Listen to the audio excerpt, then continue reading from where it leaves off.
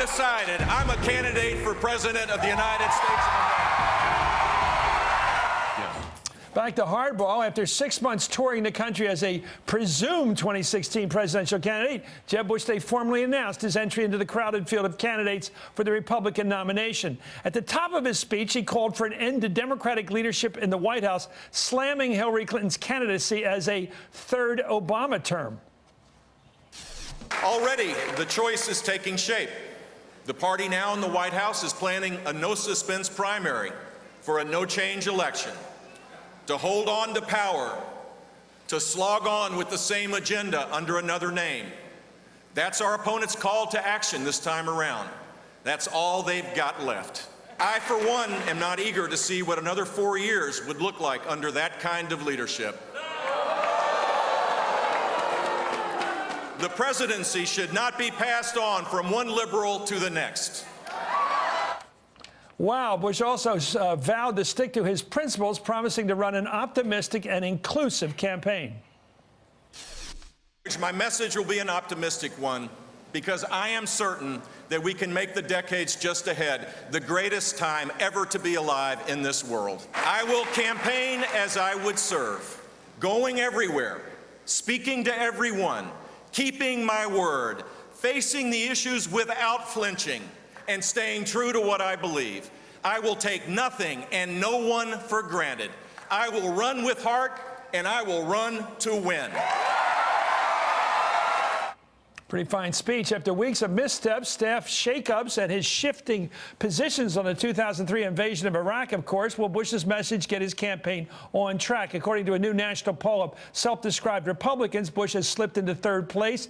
Ben Carson, Dr. Ben Carson, leads the field at 11, followed by Scott Walker at 10. Bush is tied with Marco Rubio at 9%, followed by Mike Huckabee at 8%. I'm joined right now by the roundtable, MSNBC political analyst Howard Feynman of the Huffington Post, political journalist Aaron McPike, and NBC News senior political reporter Perry Bacon. Perry, I just want to ask you about this. First of all, that list, that poll is a joke. That's what I think. Dr. Carson's at the top is a joke. It's not going to be that way. It doesn't mean anything except whimsy on the part of people trying to cause trouble with pollsters.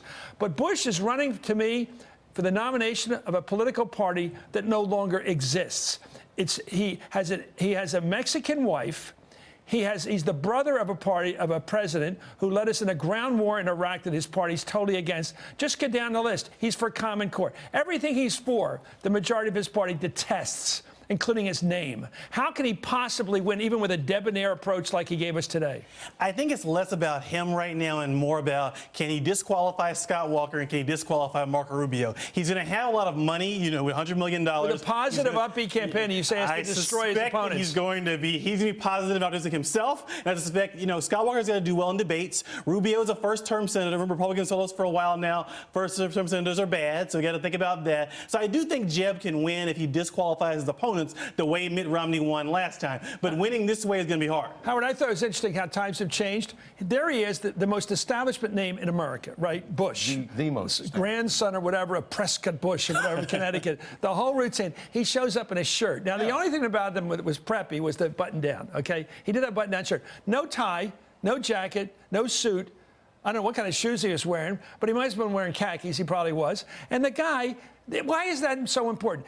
Is he really credible as a candidate against the establishment like he was showing himself to be today? Well, I would say against the elite. Chris, I would say it's an audacious strategy he's pursuing. I think it's improbable. First of all, the reason that's a quick change. The reason Scott Walker and Marco Rubio are where they are, in part, is because they're younger and they're self-made individuals who tell a different story. Right. It's difficult for the Bushes.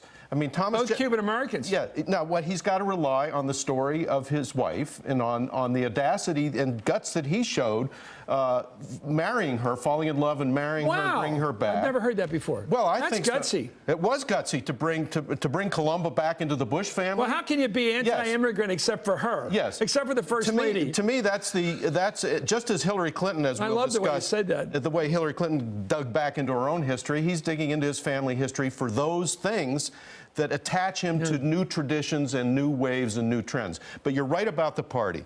The party has moved way to the right of where the Bush family as an institution has been known to be. Aaron McPike? the reality is that the last time a Republican won a presidential election was George W. Bush in 2004, and he did it by winning 40% of the Latino vote. Then John McCain got 31%, Mitt Romney got 27%. And so what Jeb Bush was doing was politely saying today, we don't have a prayer. I thought he won it by getting 60% of the Supreme Court. But I think Aaron's getting to the right point. Yeah.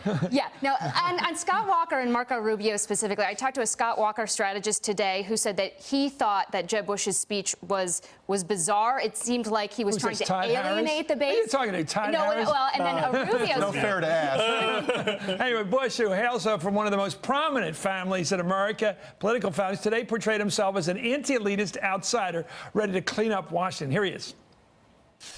We don't need another president who merely holds the top spot among the pampered elites of Washington. We need a president willing to challenge and disrupt the whole culture in our nation's capital. And I will be that president. The pampered elite. He's a Bush.